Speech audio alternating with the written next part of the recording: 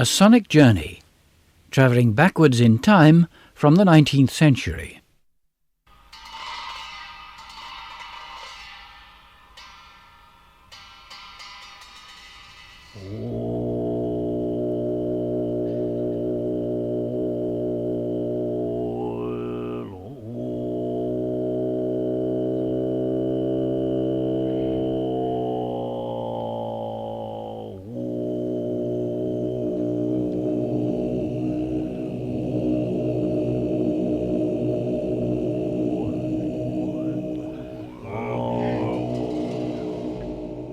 I've been collecting unusual and historic recordings for 30 years or more. The bulk of them, 1500 clips, are drawn from the period 1900 to the present day. But surprisingly, I've got quite a few recordings which date from or relate to the period before 1900, when recording had hardly started.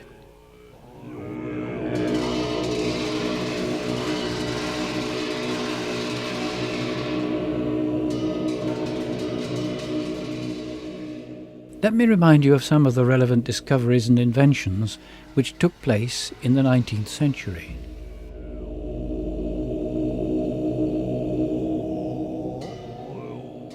I'm always surprised that the electric telegraph was invented as early as it was, 1833, exactly 100 years before I was born. Edison invented his phonograph in 1874, and Alexander Graham Bell the telephone in 1876. I realise that the telephone has nothing to do with recording sound, but it supports the general thrust of exploring new ways of projecting the human voice. Incidentally, the other day I came across a new clip relating to the invention of the telephone. It was a recording of Thomas Watson, who was Bell's laboratory assistant. The clip illustrates one of 3 ways we can reach back in time to share something of the excitement of a new event. The first, not an option in the 19th century, was to record it as it happened. The second, as here, was to record an eyewitness some time after the event, and I'll deal with the third possibility later. In this case, Watson made his recording in 1931, shortly before his death. That is, 57 years after the telephone first worked. What I like about his description is that, amongst all the professionalism, the science and technology, the tension and the excitement of the final experiment, it ends up in a glorious cock-up, an anticlimax. During the months that we were working together on his telegraph, Bell often spoke to me of another invention he had in his mind. It was the telephone. He expected soon to be able to talk by telegraph. This is the sound that Bell had always heard from the receiver when he had been listening before.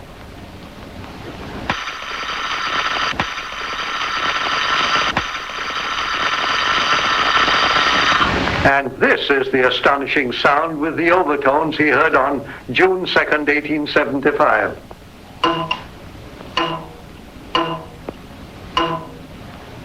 The moment Bell heard the overtones of that spring, he knew he had solved the problem of talking by telegraph.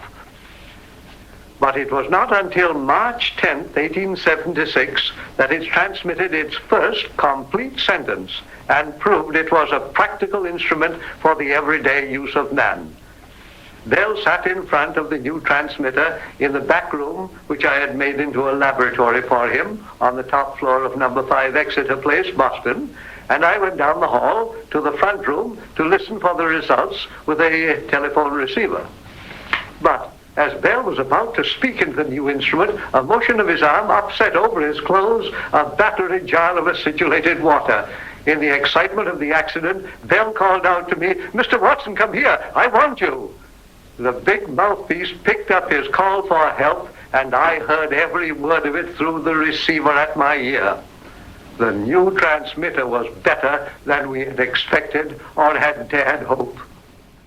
It was all so spontaneous and unrehearsed, quite unlike the landing on the moon in 1969, when Neil Armstrong stumbled his way through a statement which reeks of the PR department. I'm going to step off the limb now. That's one small step for man, one giant leap for mankind. And he cocked up too. I think what he meant to say was, one small step for a man, one giant leap for mankind. A good balanced phrase of the kind beloved by PR men and speechwriters. Even if he had got it right, its spontaneity was fabricated and smells of the lamp. Anyway, back to Edison in 1874. Having made his mechanical sound reproducing machine based on a rotating cylinder of wax, he sought to promote it by approaching famous people and getting them to record their voices for him. Witness this recording of Gladstone, made in 1893. Dear Mr. Edison, I am profoundly indebted to you, not for the entertainment only, but for the instruction and the marvels of one of the most remarkable evenings it has been my privilege to enjoy. Though I lament to say that the voice I transmit... At least I think it's Gladstone, because actors were sometimes used to speak the words of famous people, particularly politicians, to promote policies and ideas. I say I think it's Gladstone because this is also supposed to be him. Yet I offer to you so much as I possess, and so much as old age has left to me, with the utmost satisfaction. We're used to the poor quality of the 1890s wax cylinders and wonder if it was that bad, how it ever caught on. The answer is, it wasn't that bad. Listen to this modern recording made on a restored 1890s phonograph. Well, I wanted to see just how easy it would have been for the technology to be used. Phonograph cylinder buff Dominic Combe let me loose on one of his small machines from the 1890s. A bit like a sewing machine with a recording horn attached. You just slide on a wax cylinder and engage the needle to trace the grooves as you speak. I could but utter the immortal words once borrowed by Thomas Edison himself. Mary had a little lamb, its fleece was white as snow, and everywhere that Mary went, the lamb was sure to go. All you need to do to play that back is brush away the swarf. The fluff, as it were, the bits of wax that got shaved off, and you're putting on a playback head. That's different, is it, from the cutting head? Yes. And this will be my voice. Mary had a little lamb, its fleece was white as snow, and everywhere that Mary went, the lamb was sure to go. Perfectly acceptable. The use of wax cylinders lasted longer than you'd think. I remember going to my father's office in the late 1940s and trying out his wax dictating machine. I think it was called a dictaphone, on which he recorded letters and reports, which his secretary, Miss Brown, then typed. Given the technology then, whose voices have I got in my archive? We'll start with Florence Nightingale, recorded in 1890. As Florence Nightingale has London, Suzanne the First, 1890. When our no doubt demons and memory, death and rain, I'll hope my voice may perpetuate the great work of my life. God bless my dear old comrades of Balaclava, and bring them safe to shore. Florence Nightingale. And Isaac Pitman recorded his opening address to a conference he was unable to attend himself in 1891. It is a day of wonders. By means of the phonograph, the electric light and many other inventions, and by the discovery of some of the latent powers of nature, we are taking hold of the link that joins this natural world to the world of causes.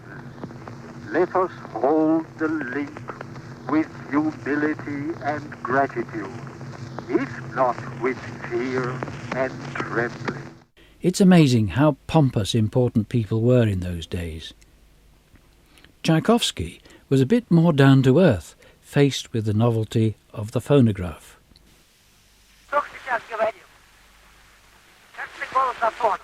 That's the man. In 1889, the Russian businessman Julius Bloch returned from the USA with an Edison phonograph. He displayed it to a few dinner party guests, amongst them Tchaikovsky, 2 singers, and the famous pianist Anton Rubinstein. Rubinstein refused to play into the machine. Cue embarrassment, and then 2 of the company do a little nervous vocalising.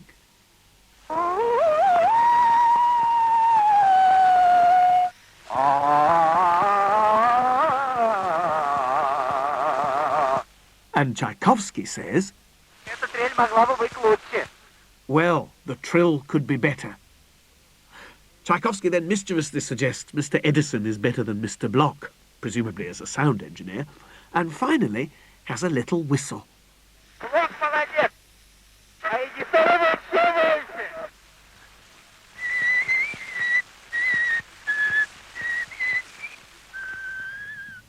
It sounds as though they'd had a good meal beforehand, though, and a jar or 2.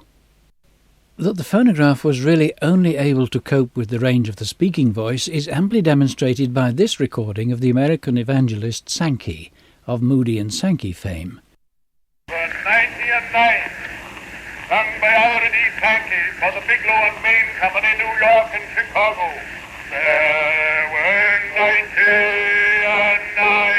that safely lay in the shelter of the foe. Here's a quote from someone who saw Mr. Sankey sing. He said, "Mr. Moody is very fortunate in having such a colleague as Mr. Sankey. He has enriched evangelistic work by something approaching the discovery of a new power.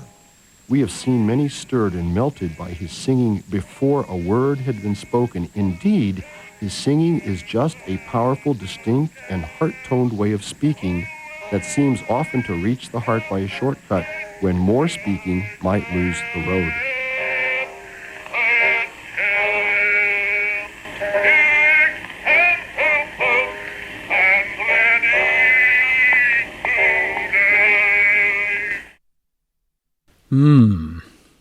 Well, it's certainly a strong voice, isn't it? That recording was made in 1899. The satisfactory capture of music had to wait for the arrival of the 78 RPM gramophone record, which was just 2 years away. The first electric recording wasn't made until 1917, Jelly Roll Morton.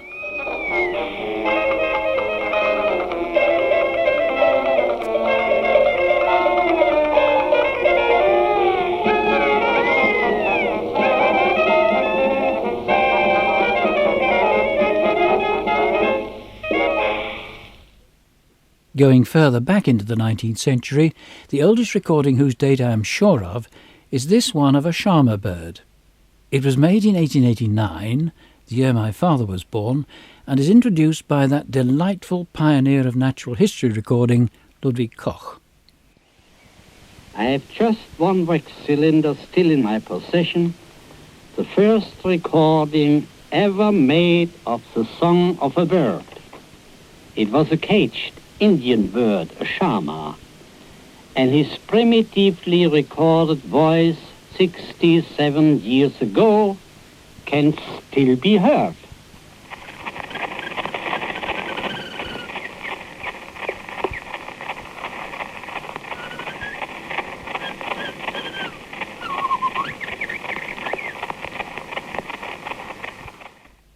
The next clip is supposed to be from 1888, a year earlier than that of the Charmer bird, made at Balmoral by Queen Victoria herself.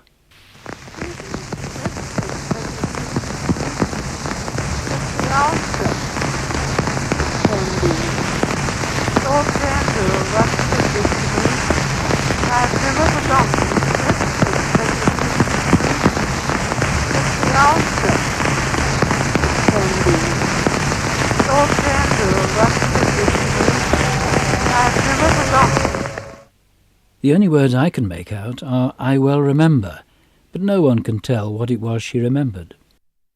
As I said earlier about Thomas Watson, great events which took place before the capability to record them had been established can only be recalled after the event in tranquillity. Here's Alfred Lord Tennyson in the 1890s reading part of his own poem about the charge of the Light Brigade in the Crimea, which had taken place 36 years earlier.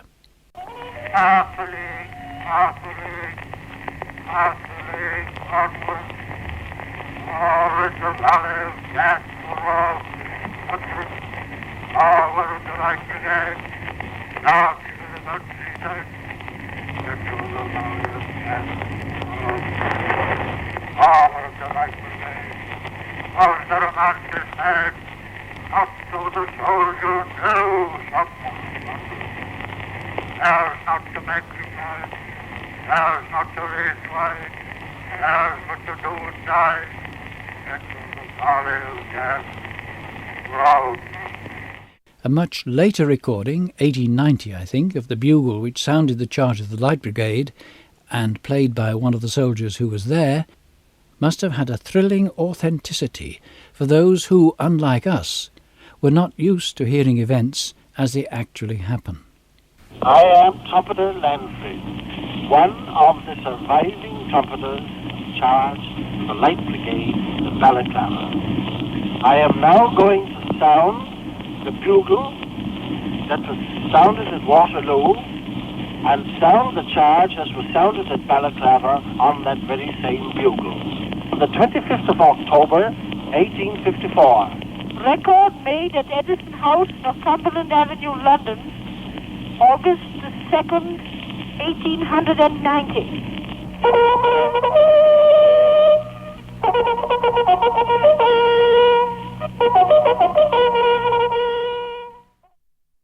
Another glimpse of the life of one of Queen Victoria's soldiers is provided by Sergeant Major Goodchild, who was 100 when he made this recording in 1937. An infantryman, were you? No, sir. I joined the Royal Regiment of Artillery, Hay Battery, Hay Brigade, and went straight away to Lucknow.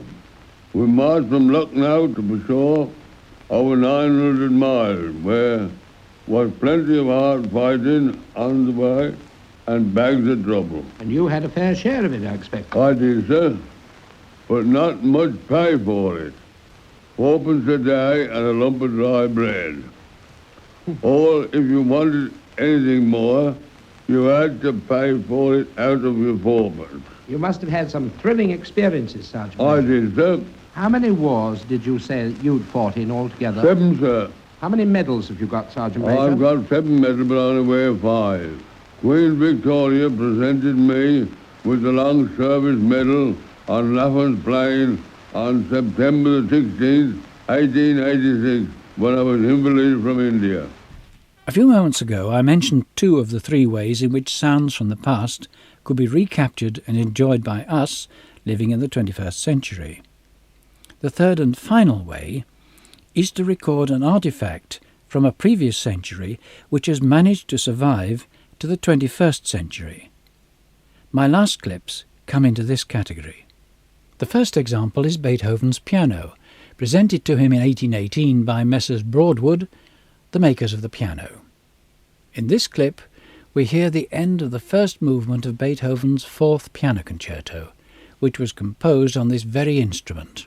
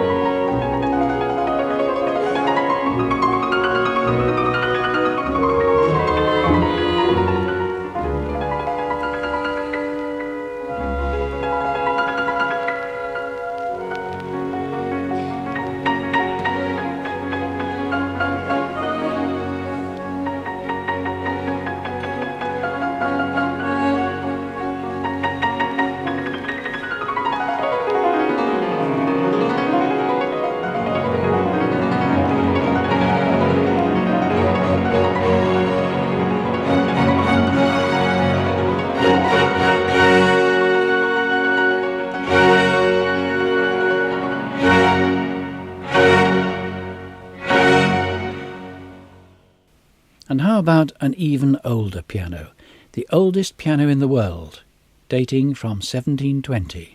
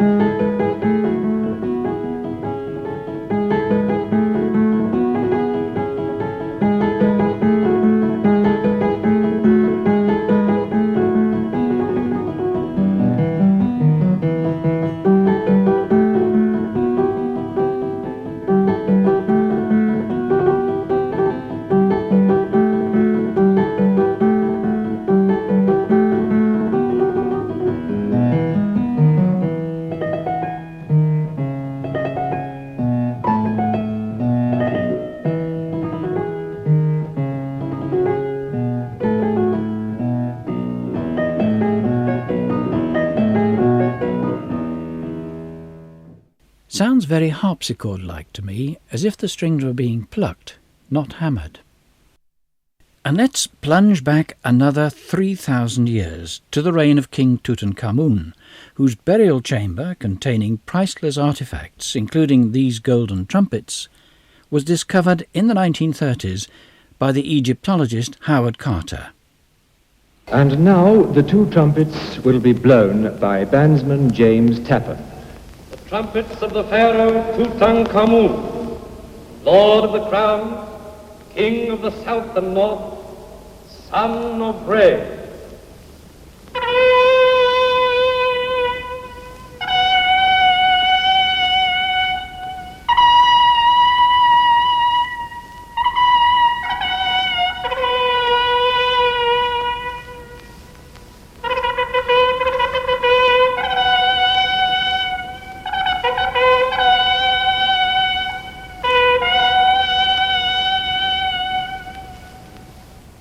Poor old bandsman Tappan had tried to fit a modern mouthpiece into the brittle ancient trumpet and shattered it completely. So Arthur Lucas, the great chemist who had worked with Carter in Tut's tomb all those years before, was called from his laboratory at the museum. In half an hour, the trumpet seemed as good as new. So Tut lives forever.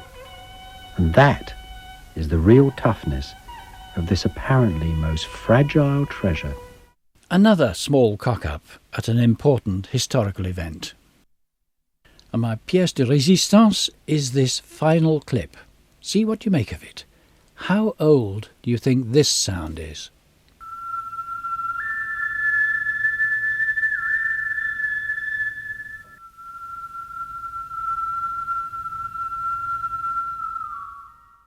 Believe it or not, it's 33,000 years old. Undoubtedly the oldest sound ever recorded on soundtrack. It's Stone Age. Jill Cook is a curator of the British Museum looking after the Stone Age collections. As fully modern people began to spread across Europe between 40 and 30,000 years ago, they were able to express themselves through music as well as through art, with which we're generally more familiar because of the great works in the painted caves of France. Amongst the axes and arrowheads are some prehistorical musical instruments, and in that collection is the original penny whistle.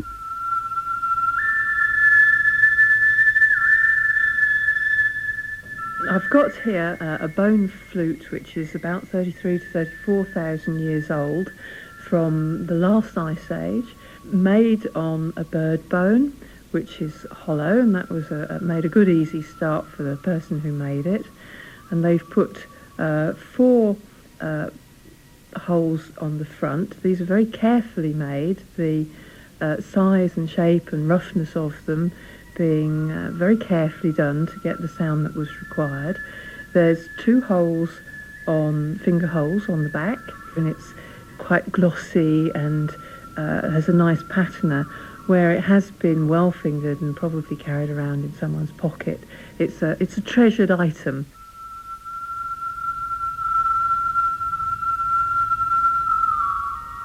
The end is slightly damaged, and we're not entirely sure how the mouthpiece would have been made. Possibly with just a simple leather cover, perhaps a clay stopper, perhaps a plug of dried grass. Your tin whistle here has got a plastic end. In the Middle Ages, there would have been a different solution. So whatever people have had to hand, they've very skillfully decided on the sound and ease of play. I don't know about you, but I'm awestruck at the thought that that instrument first played 33,000 years ago. In the face of that evidence, I think any further comment from me would be impudent.